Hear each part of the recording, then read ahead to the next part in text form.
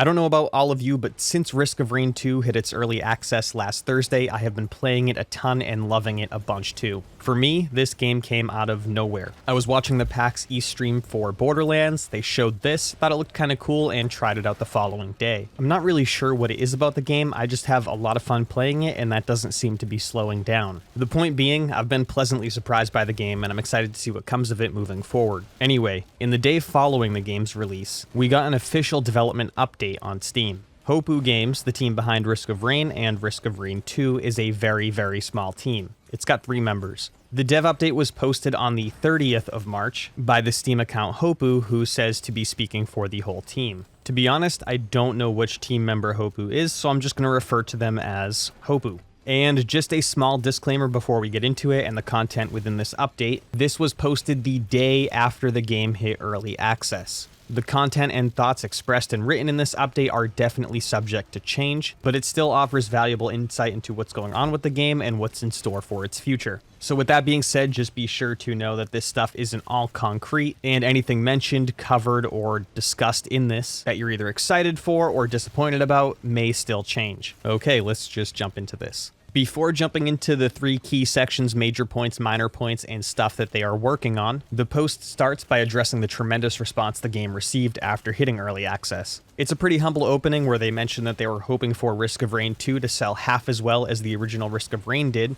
They weren't really expecting to strike gold twice here, but then they go on to mention that the game is actually doing a lot better than that. And I don't know whether or not you guys have seen it or noticed it, but the game has been holding pretty impressive numbers on Steam, having 50k, 60k concurrent players at a lot of times. And in one more bit before jumping into the key points, they mention they definitely want the community to know that they are there, they're listening, and they're communicating. It is stated that development thoughts, which is where this information is coming from, is an honest brain dump of the team. In other words, they're just sharing in their minds exactly where they're at. I personally think this approach for a small team like themselves is a great one. It would definitely be nice to see them consistently doing things like this. Again, this post is outlined with 3 key sections: major points, minor points, and stuff that they are working on. For purposes of simplicity, we're going to go through them in just that order, starting with major points. The first major point that they make is that they are trying to address game crashes that some players are experiencing and facing on a regular basis. The game has not yet crashed for me, and I'm pretty grateful for that.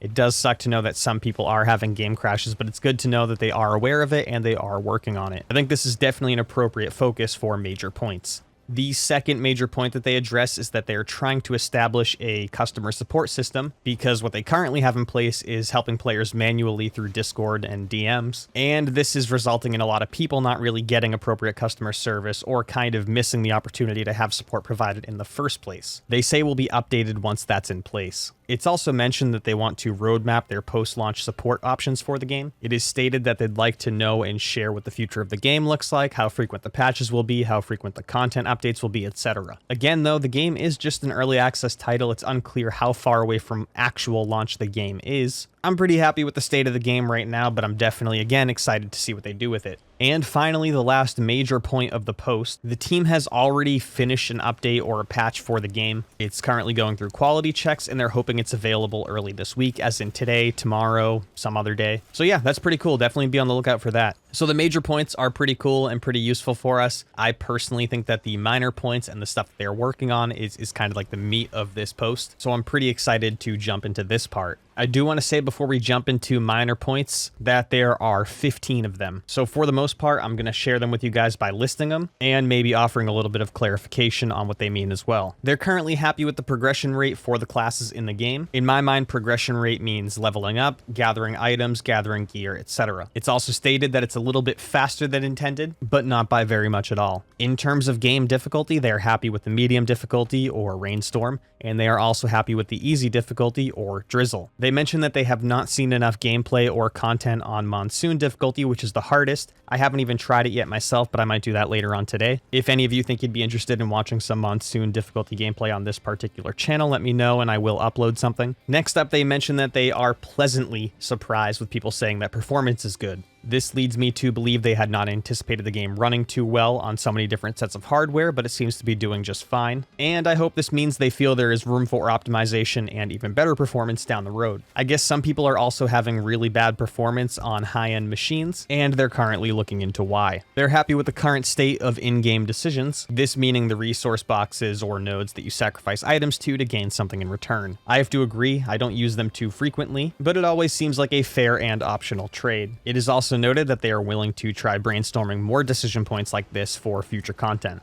Nice. They are happy that rules pertaining to the new teleporter system don't upset OG Risk of Rain players. They're currently curious about overall game progression, this meaning the items that you unlock through challenges and things of that nature. I haven't really played enough to have a solid opinion on this, and I didn't even know for a very long time that you had to earn items through challenges to have them as potential drops from boxes in the first place. They are happy with the rate at which players are discovering secrets. On a side note, I am not happy with the rate that I have been discovering secrets. They're aware that high dynamic range sound is causing some weird issues. They're receiving lots of feedback about large lobby sizes. I think the game currently supports up to 4 concurrent players in a particular lobby, and this means they're looking into options for expanding that. They're aware of enemies sometimes being stuck in a particular spot on wetland aspect. They are aware that players enjoy going fast. I'm pretty sure I fall into this, always trying to stack energy drinks, goat hooves, and red whips.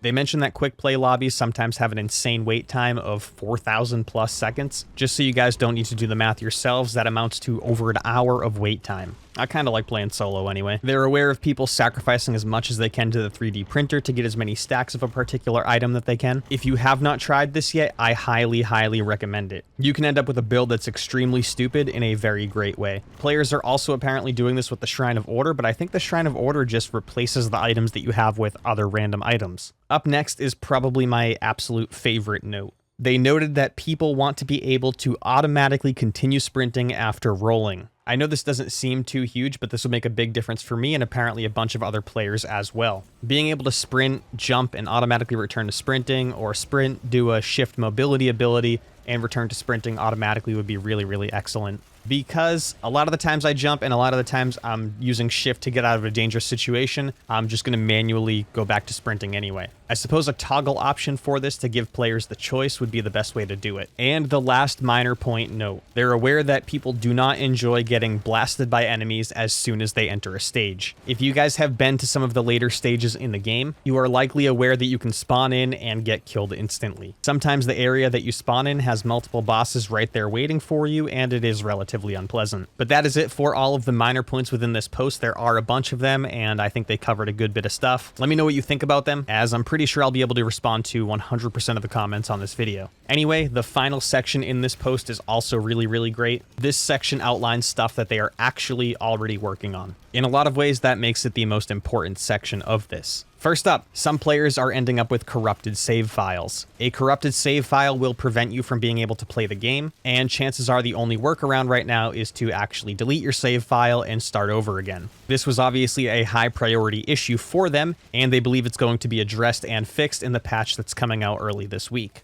Following that, they state that they're happy with the way classes are currently balanced, with the exception of Multi. They think he's currently a little bit too strong, and I can kind of agree with them there. I do think they should give it more time before doing anything about it, and potentially look at bringing other survivors up to his level instead of bringing him down to theirs and increasing overall game difficulty in other ways. There's just something that feels really wrong about playing something in a game and then having it weakened and playing it again. It just always feels so wrong. They also go into explain a built-in metric they have called proc coefficient, and this value is already significantly lower than it is on other survivors due to his tremendously fast fire rate. So if they do end up balancing him down, I'm hoping they don't choose to just lower this variable here. They mentioned that they're happy with the current state of their Discord. This is super cool, but they're thinking that due to the size and popularity of the Discord at the moment that they're in need of management, and if the game continues to do very well, that's definitely true. They are working on the grindiness of the imp bosses and worm bosses. While I personally haven't had too much trouble with imp boss or imp boss variants, the worm boss definitely seems by far the worst one to go up against.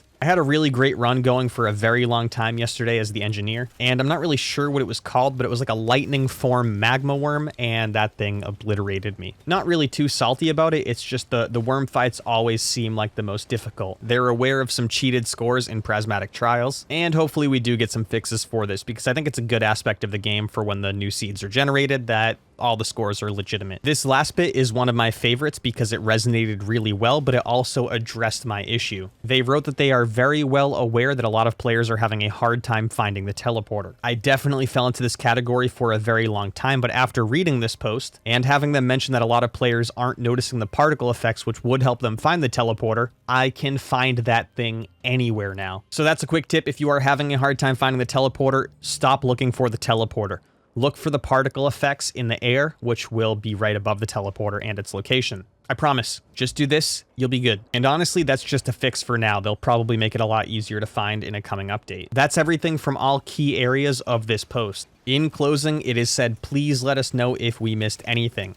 Our brains are a little frazzled right now. Again, thank you all so much for the amazing launch day, and an enormous shout out to Gearbox for their absolutely great support and efforts. All in all, I thought this post was really great. It wasn't really a necessary thing for them to do, but for those of us that are liking the game, playing it, and enjoying it, it's really nice to be in the loop with this kind of thing. That is it for this video though, you guys. I cannot thank you enough for watching and watching this far. I hadn't really anticipated covering a game like this, but your support on the last video and this video is massively appreciated. I think it's safe to say we'll be covering more of this game in the future, and we'll also be covering Borderlands Remastered and Borderlands 3 down the road as well. If there's anything you'd like to see pertaining to this game or Borderlands 1 for now, please let me know. Otherwise, if you'd just like to help the channel out, just drop a like, subscribe to it, leave a comment, and hopefully we see you in a future video. Anyway, until next time, thank you guys so much for watching.